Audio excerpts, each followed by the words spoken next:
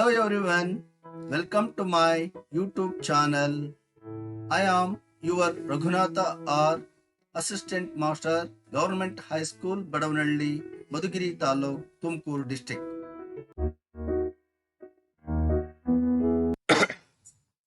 Dear students, in the last video, we discussed about the reasons for First War of Indian Independence. Already we discussed about political reasons and economic reasons for the First War of Indian Independence. In this video, we continue the discussion of other reasons which caused the First War of Indian Independence. Among them, now I am going to explain administrative reasons. The people of India were dissatisfied with the administrative policy of the English. The English deliberately mean purposefully introduced some changes which annoyed means angered the people of India. ಭಾರತೀಯರು ಬ್ರಿಟಿಷರ ಆಡಳಿತಾತ್ಮಕ ಪಾಲಿಸಿಗಳಿಗೆ ತಮ್ಮ ಅತೃಪ್ತಿಯನ್ನ ವ್ಯಕ್ತಪಡಿಸ್ತಾ ಇದ್ರು. ಅಂದ್ರೆ ಬ್ರಿಟಿಷರು ಜಾರಿಗೆ ತಂದಿರತಕ್ಕಂಥ ಆಡಳಿತಾತ್ಮಕ ನೀತಿ ನಿರ್ಧಾರಗಳು ಏನಿದ್ವು ಅವು ಭಾರತೀಯರಿಗೆ ವಿರುದ್ಧವಾಗಿದ್ದರಿಂದ ಭಾರತೀಯರು ಬ್ರಿಟಿಷರ ಆಡಳಿತ ಪದ್ಧತಿಯನ್ನ ವಿರೋಧಿಸ್ತಾ ಇದ್ರು. The British brought in many civil and criminal laws into effect. ಅನೇಕ ನಾಗರಿಕ ಮತ್ತು ಅಪರಾಧ ಕಾನೂನುಗಳನ್ನು ಇವರು ಜಾರಿಗೆ ತಂದರು. But in the implementation there were a lot of partiality. ಆದರೆ ಆ ಸಿವಿಲ್ ಮತ್ತು ಕ್ರಿಮಿನಲ್ ಕಾನೂನುಗಳನ್ನು ಇಂಪ್ಲಿಮೆಂಟ್ ಮಾಡಬೇಕಾದ್ರೆ ಅಲ್ಲಿ ಪಾರ್ಶಿಯಾಲಿಟಿ ಅಂದರೆ ಡಿವೈಡ್ ಅಂಡ್ ರೂಲ್ ಪಾಲಿಸಿ ಅನ್ನೋದ್ರ ಮೂಲಕ ಅಂದರೆ ಒಡೆದು ಆಳುವ ನೀತಿಯನ್ನು ಜಾರಿಗೆ ತರೋದ್ರ ಮೂಲಕ ಭಾರತದಲ್ಲೇ ಇರ್ತಕ್ಕಂಥ ಹಿಂದೂಗಳು ಮತ್ತು ಮುಸ್ಲಿಮರಿಗೆ ಪ್ರತ್ಯೇಕವಾಗಿರ್ತಕ್ಕಂಥ ಕಾನೂನುಗಳನ್ನು ಜಾರಿಗೊಳಿಸುವುದರ ಮೂಲಕ ಒಂದು ರೀತಿಯಾಗಿರ್ತಕ್ಕಂಥ ಪಕ್ಷಪಾತವನ್ನು ತೋರಿದ್ರು. Laws apply to Indians in different manner ಅಂದರೆ ವಿವಿಧ ಹಂತಗಳಲ್ಲಿ ವಿವಿಧ ರೀತಿಯಲ್ಲಿ ಅವುಗಳನ್ನು ಭಾರತೀಯರಿಗೆ ಅಪ್ಲೈ ಮಾಡ್ತಾ ಹೋದ್ರು. ಹಿಂದೂಗಳಿಗೆ ಒಂದು ರೀತಿಯಾಗಿರ್ತಕ್ಕಂಥ ಕಾನೂನು, ಮುಸ್ಲಿಮರಿಗೆ ಒಂದು ರೀತಿಯಾಗಿರ್ತಕ್ಕಂಥ ಕಾನೂನು, ಭಾರತದಲ್ಲೇ ಇರ್ತಕ್ಕಂಥ ಬ್ರಿಟಿಷರಿಗೆ ಒಂದು ರೀತಿಯಾಗಿರ್ತಕ್ಕಂಥ ಕಾನೂನುಗಳನ್ನು ಇವರು ಜಾರಿಗೊಳಿಸ್ತಾ ಹೋದರು. Judicial system and the police administration of the English was also not satisfactory. The judicial system and the police administration brought by the British was also not satisfactory, and people were always worried for the safety of their life and property. ಬ್ರಿಟಿಷರು ಜಾರಿಗೆ ತಂದಿರತಕ್ಕಂಥ judicial system ಇರ್ಬೋದು, ನ್ಯಾಯಾಂಗ ಪದ್ಧತಿ ಅಥವಾ police administration ಏನಿತ್ತು, ಇವು ಭಾರತೀಯರನ್ನು ತೃಪ್ತಿಗೊಳಿಸುವಲ್ಲಿ ಸಫಲವಾಗಲಿಲ್ಲ. ಜೊತೆಗೆ ಇವರು ತಂದಿರತಕ್ಕಂಥ ಕಾನೂನಿನ ಒಂದು ಬದಲಾವಣೆಗಳೇನಿದ್ವು, ಇದರಿಂದ ಭಾರತೀಯರಲ್ಲಿ ತಮ್ಮ ಆಸ್ತಿ ಹಾಗೂ ಜೀವ ಮತ್ತು ಆಸ್ತಿಪಾಸ್ತಿಗಳಿಗೆ ರಕ್ಷಣೆ ಸಿಕ್ಕೋದಿಲ್ಲ ಅಂತಕ್ಕಂಥದ್ದು ಗೊತ್ತಾದಾಗ ಭಾರತೀಯರು ಇದರಿಂದ ಹೊರಗೆ ಬರೋದು ಹೇಗೆ ಅಂತಕ್ಕಂಥ ರೀತಿಯಲ್ಲಿ ಯೋಚನೆಯನ್ನು ಮಾಡಲಿಕ್ಕೆ ಶುರು ಮಾಡಿದರು. The English judges gave judgement in favour of the English. People did not like the new laws. In the court, the English judges gave judgment in favor of the English. ಈಗ ಒಬ್ಬ ಯುರೋಪಿಯನ್ ಏನಾದ್ರು ತಪ್ಪಿತಸ್ಥ ಅಂತಂದು ಹೇಳ್ಬಿಟ್ಟು ಭಾರತೀಯ ಒಬ್ಬ ಅವನ ಮೇಲೆ ಕೇಸ್ ಹಾಕಿದ್ರೆ ಅಲ್ಲಿ ಜಡ್ಜ್ಮೆಂಟ್ ಕೊಡ್ತಕ್ಕಂಥ ಯುರೋಪಿಯನ್ ಜಡ್ಜ್ ಏನಿದ್ದ ಅವನು ಕೊಡ್ತಕ್ಕಂಥ ತೀರ್ಪು ಯಾವಾಗಲೂ ಬ್ರಿಟಿಷರ ಕಡೆಗೆ ಇರ್ತಾ ಇತ್ತು. ಹಾಗಾಗಿ ಭಾರತೀಯರಿಗೆ ನ್ಯಾಯ ಅಂತಕ್ಕಂಥದ್ದು ಗಗನ ಕುಸುಮ ಆಗಿತ್ತು. ಅಷ್ಟು ಸುಲಭವಾಗಿ ನ್ಯಾಯ ಸಿಗೋದಿಲ್ಲ ಅಂತಕ್ಕಂಥದ್ದು ಭಾರತೀಯರಿಗೆ ಗೊತ್ತಾಯಿತು. The English tried to impose their superiority on the Indians, hence they stopped mixing with the Indians. The British tried to impose superiority. ಅಂದರೆ ಇಂಗ್ಲಿಷರೇ ಶ್ರೇಷ್ಠ, ಯುರೋಪಿಯನ್ನರೇ ಶ್ರೇಷ್ಠ ಅಂತಕ್ಕಂಥ ಒಂದು ಮನೋಭಾವನೆಯನ್ನು ಹೊಂದಿದ್ರು. ಹಾಗಾಗಿ they stopped mixing with the Indians. ಹಾಗಾಗಿ ಭಾರತೀಯರ ಜೊತೆ ಅವರು ಬೆರಿತಾ ಇರಲಿಲ್ಲ. ಅವರು ಯಾವಾಗಲೂ ತುಂಬ ದೂರ ನಿಂತ್ಕೊಳ್ತಾ ಇದ್ರು. ಜೊತೆಗೆ ಎಲ್ಲಾದರೂ ಒಬ್ಬ ಕುದುರೆ ಮೇಲೆ ಬರ್ತಾ ಇದ್ರೆ ಭಾರತೀಯರು, ಹಿಂದೂಗಳು ಅಥವಾ ಭಾರತೀಯರು ಯಾರಾದರೂ ಕುದುರೆ ಮೇಲೆ ಬರ್ತಾ ಇದ್ರೆ ದೂರದಲ್ಲೆಲ್ಲೋ ಯುರೋಪಿಯನ್ ಅಥವಾ ಒಬ್ಬ ಬ್ರಿಟಿಷ್ ಅಧಿಕಾರಿಯನ್ನ, ಒಬ್ಬ ಬ್ರಿಟಿಷ್ ವ್ಯಕ್ತಿಯನ್ನ ನೋಡಿದಾಗ ಅವನು ಕುದುರೆಯನ್ನ ಇಳಿದು ಅವನು ಸಲಾಂ ಹೊಡೆಯೋದ್ರ ಜೊತೆಗೆ ಆ ಯುರೋಪಿಯನ್ ತನ್ನ ಕಣ್ಣಿಗೆ ಮರೆಯಾಗುವಷ್ಟು ದೂರ ಕುದುರೆ ಜೊತೆಗೆ ನಡ್ಕೊಂಡೇ ಹೋಗ್ಬೇಕಿತ್ತು. ಆ ನಂತರ ಅವನು ಕುದುರೆಯನ್ನು ಹತ್ಕೊಂಡು ಹೋಗ್ಬೇಕಾಯ್ತು. ಈ ರೀತಿ ಅವರು ತಮ್ಮ ಸುಪೀರಿಯಾರಿಟಿಯನ್ನ ಭಾರತೀಯರ ಮೇಲೆ ಹೇರ್ಲಿಕ್ಕೆ ಹೊರಟರು. ಇದೇ ಸಂದರ್ಭದಲ್ಲಿ ಏನಾಯ್ತು, English became the language of the court. ಭಾರತೀಯರು ಮತ್ತಷ್ಟು ಕೆರಳಂತ ಕೆಲಸವನ್ನ ಇಂಗ್ಲಿಷ್ನವರು ಮಾಡ್ತಾ ಇದ್ರು. They brought English as the language of the court. ಇಂಗ್ಲಿಷನ್ನ ಕೋರ್ಟಿನ ಒಂದು ನ್ಯಾಯಾಲಯದ ಭಾಷೆಯನ್ನಾಗಿ ಜಾರಿಗೊಳಿಸಿದ್ರು. ಪರಿಣಾಮವಾಗಿ ಇಂಗ್ಲಿಷನ್ನ ಅರ್ಥ ಮಾಡಿಕೊಳ್ಳಲಿಕ್ಕೆ ಆಗದೇ ಇರ್ತಕ್ಕಂಥ ಭಾರತೀಯರು ಇದನ್ನು ವಿರೋಧಿಸಿದ್ರು. The people of India did not like the switch in the language of the court. ಇಲ್ಲಿ ಬದಲಾವಣೆಯನ್ನು ತರಲಿಕ್ಕೆ ಅವರು ಒಪ್ಪಲಿಲ್ಲ. ಯಾಕಂದ್ರೆ ಈಗ ಆಲ್ರೆಡಿ ಏನಾಗಿತ್ತು, ಕೋರ್ಟ್ನಲ್ಲಿ ಪರ್ಷಿಯನ್ ಭಾಷೆಯಲ್ಲಿ ಜಡ್ಜ್ಮೆಂಟ್ ಆಗ್ತಾ ಇತ್ತು. ಭಾರತೀಯರು ಅದಕ್ಕೆ ಹೊಂದ್ಕೊಂಡಿದ್ರು. ಈಗ ಯಾವಾಗ ಏಕಾಏಕಿ ಇಂಗ್ಲಿಷ್ ಭಾಷೆಯನ್ನ ಪರ್ಷಿಯನ್ ಭಾಷೆಯ ಜಾಗದಲ್ಲಿ ತಂದ್ರೋ, ಇದರಿಂದ ರೋಸೋಗಿರ್ತಕ್ಕಂಥ ಭಾರತೀಯರು ಬ್ರಿಟಿಷರ ವಿರುದ್ಧ ತಮ್ಮ ಅತೃಪ್ತಿಯನ್ನ ಹೊರಹಾಕಿದ್ರು. As a result, the people of India were dissatisfied with the English and they decided to raise a standard of revolt against the English and drive them from their country. ಆದ್ದರಿಂದ ಭಾರತೀಯರಲ್ಲಿ ಅತೃಪ್ತಿ, ಅಸಮಾಧಾನ ಹೊಗೆಯಾಡ್ತಾ ಇತ್ತು. ಏನಾದರೂ ಮಾಡಿ ನಾವು ಬ್ರಿಟಿಷರನ್ನ ಭಾರತದಿಂದ ಹೊರಹಾಕಬೇಕು ಅಂತಂದೇಳ್ಬಿಟ್ಟು ಒಂದು ಉನ್ನತ ಮಟ್ಟದಲ್ಲಿರ್ತಕ್ಕಂಥ ಪ್ರತಿಭಟನೆಗೆ ಭಾರತೀಯರು ಸಜ್ಜಾದರು. ಅದರ ಪ್ರತಿಫಲವೇ 1857ರ ಮೊದಲ ಅಥವಾ ಪ್ರಥಮ ಸ್ವಾತಂತ್ರ್ಯ ಸಂಗ್ರಾಮ. Dear students, now I am going to another important reason for the revolt of 1857, that is military reasons. ಸೈನಿಕ ಕಾರಣಗಳು. The Indian soldier in the army of the East India Company outnumbered the English soldiers. ನಿಮಗೆ ಇನ್ನೊಂದು ಗೊತ್ತಿರಲಿ, East India ಕಂಪನಿಯಲ್ಲಿ ಕೆಲಸ ಮಾಡ್ತಕ್ಕಂಥ ಅಥವಾ ಸೈನಿಕನಾಗಿ ಸೇವೆಯನ್ನು ಸಲ್ಲಿಸ್ತಕ್ಕಂಥ ಸೈನಿಕರು ಏನಿದ್ರು, ಆ ಸೈನಿಕರಲ್ಲಿ ಔಟ್ ನಂಬರ್ಡ್ ಅಂದ್ರೆ ಅತಿ ಹೆಚ್ಚಿನ ಸಂಖ್ಯೆಯಲ್ಲಿದ್ದವರು ಯಾರಪ್ಪ ಅಂದ್ರೆ ಭಾರತೀಯ ಸೈನಿಕರೇ. ಇಂಗ್ಲಿಷ್ ಸೈನಿಕರಿಗಿಂತ ಅಂದ್ರೆ ಇಂಗ್ಲಿಷರೇ ಸೈನಿಕರಾಗಿ ಕೆಲಸವನ್ನು ನಿರ್ವಹಿಸುವವರ ಸಂಖ್ಯೆಗಿಂತ ಭಾರತೀಯರೇ ಸೈನಿಕರಾಗಿ ಇರ್ತಕ್ಕಂಥವ್ರ ಸಂಖ್ಯೆನೇ ಅತಿ ಹೆಚ್ಚಾಗಿತ್ತು. But they had some grievances, dissatisfaction. ಆದರೆ ಅತಿ ಹೆಚ್ಚಿನ ಪ್ರಮಾಣದಲ್ಲಿರ್ತಕ್ಕಂಥ ಭಾರತೀಯ ಸೈನಿಕರು ಏನಿದ್ರು, ಇವ್ರದೇ ಆಗಿರ್ತಕ್ಕಂಥ ಗ್ರೀವಿಯನ್ಸಸ್ ಅಂದ್ರೆ ಕುಂದುಕೊರತೆಗಳಿತ್ತು, ಅತೃಪ್ತಿ ಇತ್ತು. The situation of Indian soldier in British army was very pathetic. ಅಂದ್ರೆ ಅವರ ಒಂದು ಸ್ಥಿತಿ ಅತ್ಯಂತ ಚಿಂತಾಜನಕವಾಗಿತ್ತು. ಇದಕ್ಕೆ ಕಾರಣ ಏನಪ್ಪಾ ಅಂತಂದ್ರೆ, in comparison to the English soldier, they were paid less and there were meager chances of promotion for them. The Indian soldiers did not have the status, ಯಾವುದೇ ರೀತಿಯಾಗಿರ್ತಕ್ಕಂಥ ಸ್ಟೇಟಸ್ ಇರಲಿಲ್ಲ. ಆ್ಯಂಡ್ ಪೇಡ್ ಲೆಸ್, ಅವರಿಗೆ ಕಡಿಮೆ ಸ್ಯಾಲರಿಯನ್ನು ಕೊಡ್ತಾ ಇದ್ರು. And there were no promotions, promotion ಅನ್ನೋ ಮಾತೇ ಇಲ್ಲ. ಅವನು ಯಾವ ಕೆಲಸಕ್ಕೆ ಸೇರ್ಕೊಳ್ತಾ ಇದ್ನೋ ಅಂತಿಮವಾಗಿ ಅವನು ರಿಟೈರ್ಡ್ ಆಗ್ಬೇಕಾದ್ರು ಅದೇ ಹುದ್ದೆಯಲ್ಲೇ ರಿಟೈರ್ಡ್ ಆಗಬೇಕಾಯ್ತು.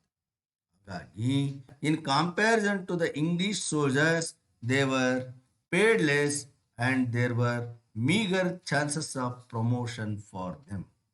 ಯಾವ ಪ್ರಮೋಷನ್ ಇರಲಿಲ್ಲ, ಕಡಿಮೆ ಸ್ಯಾಲ್ರಿ, ಮತ್ತೆ ಯಾವುದೇ ರೀತಿಯಾಗಿರ್ತಕ್ಕಂಥ ಒಂದು ಸ್ಟೇಟಸ್, ಅಂತಸ್ತು ಅಂತಕ್ಕಂಥದ್ದು ಇರಲಿಲ್ಲ. ಇಂಥದ್ದೇ ಒಂದು ಸಂದರ್ಭದಲ್ಲಿ Lord Canning passed an act. Lord Canning, the governor general of India, passed an act, ಒಂದು ಕಾಯ್ದೆಯನ್ನು ಜಾರಿಗೆ ತಂದ. According to that, Indian soldiers had to go to the distant countries. ಭಾರತೀಯ ಸೈನಿಕರು ದೂರದ ದೇಶಗಳಲ್ಲಿ ಸೈನಿಕ ಸೇವೆಯನ್ನು ಸಲ್ಲಿಸಬೇಕಾಯ್ತು ವಿತೌಟ್ ಎಕ್ಸ್ಟ್ರಾ ಅಲೋಯನ್ಸಸ್. ಆದರೆ ಅವ್ರಿಗೆ ಯಾವುದೇ ಒಂದು ಭತ್ಯೆಯನ್ನು ಕೊಡ್ತಾ ಇರಲಿಲ್ಲ, ಯಾವುದೇ ಅಲೋಯನ್ಸ್ ಇಲ್ಲ, ಬಾಟ ಗೀಟ ಏನು ಕೊಡ್ತಾ ಇರಲಿಲ್ಲ. ಅವರು ಪಡಿತಕ್ಕಂಥ ಅಲ್ಪ ವೇತನದಲ್ಲೇ ದೂರದ ದೇಶಗಳಲ್ಲೂ ಬೇರೆ ಬೇರೆ ದೇಶಗಳಲ್ಲಿ ಸೈನಿಕರ ಕೆಲಸವನ್ನ ನಿರ್ವಹಿಸಬೇಕಾಯಿತು.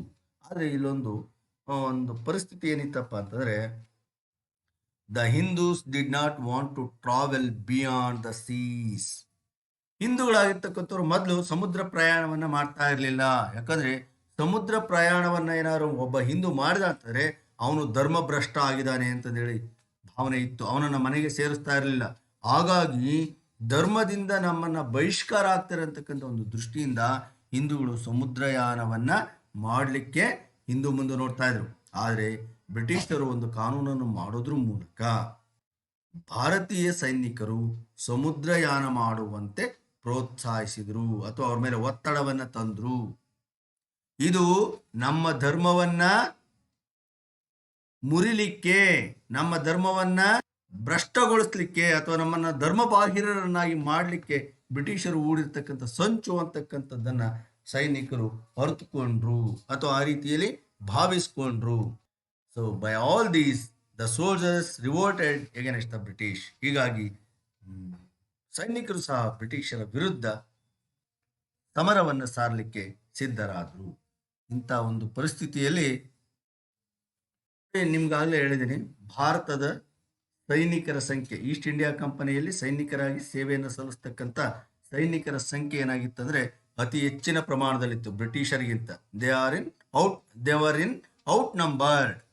ಹಾಗಾಗಿ ಅವರೆಲ್ಲ ಏನ್ ತಿಳ್ಕೊಂಡಿದ್ರೆ, ನಾವೆಲ್ಲ ಒಗ್ಗಟ್ಟಾದ್ರೆ ಬಹು ಸುಲಭವಾಗಿ ಬ್ರಿಟಿಷರನ್ನ ಭಾರತದಿಂದ ಹೊರ ಹಾಕಬಹುದು ಅಂತಕ್ಕಂಥ ಒಂದು ಅಭಿಪ್ರಾಯವನ್ನ ಅವರು ಹೊಂದಿದ್ರು.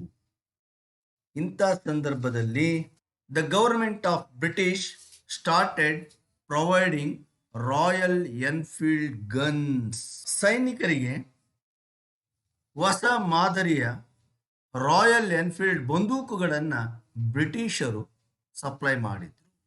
ಬಟ್ ಎ ರೂಮರ್ ಸ್ಪ್ರೆಡ್, ಇಲ್ಲಿ ಒಂದು ಗುಮಾನಿ ಅಥವಾ ಒಂದು ಗುಸುಗುಸು ಸುದ್ದಿ ಹಬ್ಬಿತು. ಏನಪ್ಪಾ ಅಂತಂದ್ರೆ, the bullets of Royal Enfield guns, ಈ ರಾಯಲ್ ಎನ್ಫೀಲ್ಡ್ ಗನ್ಗಳಿಗೆ ಬೇಕಾಗಿರ್ತಕ್ಕಂಥ ಬುಲೆಟ್ಸ್ ಏನಿತ್ತು ಅಥವಾ ಕ್ಯಾಟ್ರಿಡ್ಜ್ ಏನಿತ್ತು, they were smeared in the fat of cows and pig. British ಸರ್ಕಾರ ಭಾರತೀಯ ಸೈನಿಕರಿಗೆ, ಒಟ್ಟೆ ಸೈನ್ಯಕ್ಕೆ ಹೊಸ ಮಾದರಿಯ ರಾಯಲ್ ಎನ್ಫೀಲ್ಡ್ ಬಂದೂಕುಗಳನ್ನು ಪರಿಚಯಿಸಿತು. ಆ ರಾಯಲ್ ಎನ್ಫೀಲ್ಡ್ ಬಂದೂಕುಗಳಿಗೆ ಬೇಕಾಗಿರ್ತಕ್ಕಂಥ ಬುಲೆಟ್ಗಳು ಏನಿದ್ದು ಅಥವಾ ಕ್ಯಾಟ್ರಿಡ್ಜ್ ಏನಿತ್ತು, ಅವುಗಳನ್ನ ಈ ಹಸು ಮತ್ತು ಹಂದಿಯ ಕೊಬ್ಬುಗಳಿಂದ ಸಾವರಿದ್ದಾರೆ. ಅಂದ್ರೆ ಆ ಕ್ಯಾಟ್ರಿಡ್ಜ್ ಏನಿತ್ತು, ಆ ಕ್ಯಾಟ್ರಿಡ್ಜ್ಗೆ ಪೇಪರ್ ಅನ್ನು ಸುತ್ತಿದ್ರು. ಆ ಪೇಪರ್ ಸುತ್ತಬೇಕಾದ್ರೆ ಏನ್ ಮಾಡಿದ್ರು, ಹಂದಿ ಅಥವಾ ಹಸುವಿನ ಕೊಬ್ಬನ್ನ ಸೇರಿಸ್ಬಿಟ್ಟು ಆ ಒಂದು ಕ್ಯಾಟ್ರಿಡ್ಜ್ ಅನ್ನ ಕವರ್ ಮಾಡಿದ್ರು. The soldiers had to bite them with their teeth before loading their guns. ಈಗ ಆ ಗನ್ಗಳಿಗೆ ಆ ಒಂದು ಕ್ಯಾಟ್ರಿಡ್ಜ್ಗಳನ್ನ ಅಥವಾ ಬುಲೆಟ್ಗಳನ್ನು ಹಾಕ್ಬೇಕಾದ್ರೆ ಆ ಬುಲೆಟ್ಗೆ ಸುತ್ತಿರ್ತಕ್ಕಂಥ ಪೇಪರ್ ಅನ್ನ ಹಲ್ಲಿಂದ ಕಚ್ಚಿ ತೆಗಿಬೇಕಾಗಿತ್ತು. ಆದರೆ ಅದಕ್ಕೇನು ಸವರಿದ್ರು, ಹಸು ಅಥವಾ ಹಂದಿಯ ಕೊಬ್ಬನ್ನು ಸವರಿದ್ರು. ಇಲ್ಲೇನಾಗಿತ್ತಪ್ಪ ಅಂತಂದ್ರೆ, ಹಸು ಹಿಂದೂಗಳಿಗೆ ಪವಿತ್ರ.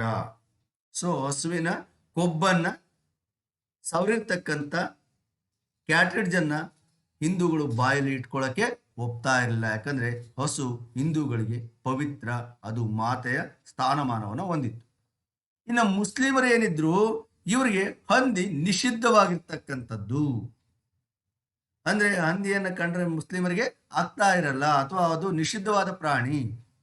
ಹಾಗಾಗಿ ಹಂದಿಯ ಕೊಬ್ಬನ್ನ ಸವರಿರ್ತಕ್ಕಂಥ ಕ್ಯಾಟ್ರಿಡ್ಜ್ಗಳನ್ನ ಅಥವಾ ಬುಲೆಟ್ಗಳನ್ನ ಬಾಯಲ್ಲಿ ಇಟ್ಕೊಳ್ಳಿಕ್ಕೆ ಮುಸ್ಲಿಂ ಸೈನಿಕರು ಒಪ್ಪಲಿಲ್ಲ. ಹಾಗಾಗಿ ನಮ್ಮನ್ನ ಉದ್ದೇಶಪೂರ್ವಕವಾಗಿ ಧರ್ಮಭ್ರಷ್ಟರನ್ನಾಗಿ ಮಾಡಬೇಕು ಅಂತಲೇ ಬ್ರಿಟಿಷ್ನವರು ಈ ಹಸು ಮತ್ತು ಹಂದಿಯ ಕೊಬ್ಬನ್ನು ಸವರಿರ್ತಕ್ಕಂಥ ಕ್ಯಾಟ್ರಿಡ್ಜ್ಗಳನ್ನು ಅಥವಾ ಬುಲೆಟ್ಗಳನ್ನು ನಮಗೆ ಕೊಟ್ಟಿದ್ದಾರೆ ಅಂತಂದೇಳ್ಬಿಟ್ಟು ಸೈನಿಕರಲ್ಲಿ ಅತೃಪ್ತಿ ಮೊಳಕೆ ಹೊಡಿತು. ಇದು ಈ ಒಂದು 1857ರ ಪ್ರಥಮ ಸ್ವಾತಂತ್ರ್ಯ ಸಂಗ್ರಾಮಕ್ಕೆ ತತ್ಕ್ಷಣದ ಕಾರಣವಾಗಿ ಹುಟ್ಕೊಳ್ತು. What was the immediate cause of revolt of 1857 ಅಂತಂದ್ರೆ ಇದೇ ಉತ್ತರವನ್ನು ನೀವು ಬರೀಬೇಕಾಗುತ್ತೆ. A rumor spread that the bullet of Royal Enfield guns were smeared in the fat of cows and pigs. The soldiers had to bite them with their teeth before loading their guns. It was the immediate cause of revolt of 1857. ಇಲ್ಲಿ 1857ರ ಸಿಪಾಯಿ ದಂಗೆ ಪ್ರಾರಂಭ ಆಗೋದಕ್ಕಿಂತ ಮೊದಲೇನಿತ್ತಪ್ಪ ಅಂತಾರೆ, ದಂಗೆಯನ್ನು 31st May 1857 1857 May 31ನೇ ತಾರೀಕು ಆರಂಭಿಸಬೇಕು ಅಂತಕ್ಕಂಥ ಒಂದು ನಿರ್ಧಾರವನ್ನು ಮಾಡಿದ್ದು. Was fixed as the date of the revolution in the entire country. ಇಡೀ ದೇಶದಾದ್ಯಂತ 31st May 1857 ಅವತ್ತು ಈ ಒಂದು ಹೋರಾಟವನ್ನು ಶುರು ಮಾಡಬೇಕು, ದಂಗೆಯನ್ನು ಶುರು ಮಾಡಬೇಕು ಅಂತಂದೇಳ್ಬಿಟ್ಟು ತೀರ್ಮಾನ ಮಾಡ್ಕೊಂಡಿದ್ದು. But due to the mistake of Mangal Pandey, a soldier in Barrackpore, the secret could not be kept, which harmed the revolt tremendously. ಆದರೆ ಮಂಗಲ್ ಪಾಂಡೆ ಅಂತಕ್ಕಂಥ ಒಬ್ಬ ಸೈನಿಕ ಮಾಡಿರ್ತಕ್ಕಂಥ ಎಡವಟ್ಟೇನಿತ್ತು, ಈ ಎಡವಟ್ಟಿನಿಂದ ನಿರ್ಧಾರಿತ ದಿನಾಂಕಕ್ಕೆ ಬದಲಾಗಿ ಅದಕ್ಕಿಂತ ಮುಂಚೆ ಈ ಒಂದು ಬ್ಯಾರಕ್ಪುರದಲ್ಲಿ ದಂಗೆ ಸ್ಫೋಟಗೊಂಡಿತು. When the soldiers of Barrackpur directed to load the bullets to gun, then the soldier revolted against the British officer. ಇಲ್ಲಿ ಬ್ಯಾರಕ್ಪುರದಲ್ಲಿ ಏನಾಗಿತ್ತು, 19th ಬೆಟಾಲಿಯನ್ಗೆ ಈ ಒಂದು ಕ್ಯಾಟ್ರಿಡ್ಜ್ಗಳನ್ನು ಹೊಂದಿರತಕ್ಕಂಥ ರಾಯಲ್ ಎನ್ಫೀಲ್ಡ್ ಗನ್ ಏನಿತ್ತು, ರಾಯಲ್ ಎನ್ಫೀಲ್ಡ್ ಗನ್ ಕ್ಯಾಟ್ರಿಡ್ಜ್ಗಳನ್ನು ಲೋಡ್ ಮಾಡ್ರಿ ಅಂತಕ್ಕಂಥ ಒಂದು ನಿರ್ದೇಶನವನ್ನು ಅಲ್ಲಿ ಅಧಿಕಾರಿಗಳು ಕೊಟ್ಟರು. ಆಗ ಆ ಒಂದು ಪೆರೇಡ್ ಸಾಲಿನಲ್ಲಿ ನಿಂತಿರ್ತಕ್ಕಂಥ Mangal Pandey, a soldier named Mangal Pandey, shot dead a British officer. ಅಲ್ಲಿರ್ತಕ್ಕಂಥ ಬ್ರಿಟಿಷ್ ಅಧಿಕಾರಿಯನ್ನ ಅವನು ಶೂಟ್ ಮಾಡಿ ಸಾಯಿಸಿದ. When some English officers tried to capture him, he assassinated them. ಅಲ್ಲಿರ್ತಕ್ಕಂಥ ಇಂಗ್ಲಿಷ್ ಅಧಿಕಾರಿಗಳು ಅವನನ್ನ ಅಥವಾ ಇಂಗ್ಲಿಷ್ ಸೈನಿಕರು ಅವನನ್ನ ಸೆರೆ ಹಿಡಿಯಲಿಕ್ಕೆ ಅಂತ ಹೋದಾಗ ಅವರನ್ನು ಸಹ ಅವನು ಕೊಂದಾಕ್ತ. Consequently he was caught and hanged to death. ಆಮೇಲೆ ಅವನನ್ನ ಅರೆಸ್ಟ್ ಮಾಡಿ after the trial he was hanged to death. ಆಮೇಲೆ ಅವನನ್ನ ನೇಣಿಗೆ ಹಾಕಿದ್ರು. ಆ ಮೂಲಕ ಬ್ಯಾರಕ್ಪುರದಲ್ಲಿ ಮೊಟ್ಟ ಮೊದಲ ಬಾರಿಗೆ ದಂಗೆ ಸ್ಫೋಟ ಆಯಿತು. ಆ ಸ್ಫೋಟದ ರೂವಾರಿ Mangal Pandey. he was a soldier of Barrackpur. On the death of Mangal Pandey, the soldiers of Meerut raised a standard of revolt against the English. Gradually it spread through the whole of northern India. ಆಮೇಲೆ ಮೀರತ್ಗೂ ಸಹ ಒಂದು ಕ್ರಾಂತಿಯ ಕಿಡಿ ಹೊತ್ಕೊಂತು. ಅಲ್ಲಿಂದ ಇಡೀ ಉತ್ತರ ಭಾರತದಾದ್ಯಂತ ಕ್ರಾಂತಿ ಪ್ರಜ್ವಲಿಸಿತು. Dear students, do you know Meerut was a major British military base. ಈ ಮೀರತ್ ಏನಿತ್ತು ಅಲ್ಲಿ ಬ್ರಿಟಿಷ್ ಅದೊಂದು ಪ್ರಮುಖವಾಗಿರ್ತಕ್ಕಂಥ ಸೈನಿಕ ನೆಲೆ. The Indian soldiers stationed here refused to use the bullets of the new guns. Here also the Indian soldiers refused to use the bullets of the new gun. ಇಲ್ಲಿರ್ತಕ್ಕಂಥ ಸೈನಿಕರು ಸಹ ಆ ಗನ್ನಿಗೆ ಅವ್ರು ಕೊಟ್ಟಿರ್ತಕ್ಕಂಥ ಬುಲೆಟ್ಗಳನ್ನು ಬಳಸಲ್ಲ, ನಾವು ಆ ಕ್ಯಾಟ್ರಿಡ್ಜ್ಗಳನ್ನು ಯೂಸ್ ಮಾಡಲ್ಲ ಅಂತಕ್ಕಂಥ ರೀತಿಯಲ್ಲಿ ವರ್ತಿಸೋದ್ರ ಮೂಲಕ ಬ್ರಿಟಿಷರ ವಿರುದ್ಧ ಅವರು ತಿರುಗಿ ಬೀಳ್ತಾರೆ. ಸೊ ಹಾಗಾಗಿ ಏನ್ ಮಾಡ್ತಾರೆ, many soldiers were arrested by the British. This led to mutiny in Meerut. The soldier rushed towards the prison and released them. Imprisoned soldiers ಅಲ್ಲಿರ್ತಕ್ಕಂಥ ಜೈಲನ್ನು ಧ್ವಂಸಗೊಳಿಸೋದ್ರ ಮೂಲಕ ಈಗಾಗಲೇ ಅರೆಸ್ಟ್ ಆಗಿರ್ತಕ್ಕಂಥ ಸೋಲ್ಜರ್ಸ್ ಏನಿದ್ರು ಅವರನ್ನ ಬಂಧ ಮುಕ್ತಗೊಳಿಸಿದ್ರು. ಅಂದರೆ many soldiers were arrested when they refuse to follow the orders. Then the British arrested some soldiers. This led to mutiny in Meerut. ಇದರಿಂದ ಸೈನಿಕರು ದಂಗೆ ಹೇಳ್ತಾರೆ. The soldiers rushed towards the prison and broke it. and released the imprisoned soldiers. This became the seed for the Indian freedom movement. ಇದು ಭಾರತೀಯ ಸ್ವತಂತ್ರ ಹೋರಾಟಕ್ಕೆ ಒಂದು ಬೀಜವನ್ನ ಬಿತ್ತಿತು. ಯಾವುದು? Meerut mutiny. Soldiers of Meerut reach Delhi. ಅವರೆಲ್ಲ ಎಲ್ಲಿಗೋದ್ರು? ಈಗ ಡೆಲ್ಲಿಗೆ ಹೋದ್ರು.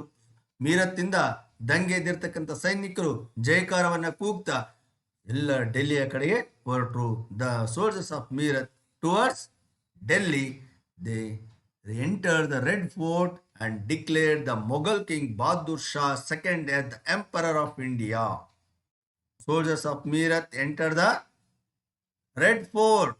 ದೆಹಲಿಯ ಕೆಂಪು ಕೋಟೆಯನ್ನು ಪ್ರವೇಶ ಮಾಡಿದರು. and declared the Mughal king Bahadur Shah II as the Emperor of India. ಅಲ್ಲಿರ್ತಕ್ಕಂಥ ಮೊಘಲ್ ದೊರೆ ಬಹದ್ದೂರ್ ಶಾ ಸೆಕೆಂಡ್ ಏನಿದ್ದ ಅವನನ್ನ ಭಾರತದ ದೊರೆ ಅಂತಂದೇಳಿ ಮತ್ತೆ ಘೋಷಣೆಯನ್ನ ಮಾಡೋದ್ರ ಮೂಲಕ ಅವನನ್ನ ಸಿಂಹಾಸನದ ಮೇಲೆ ಕೂರಿಸಿದ್ರು.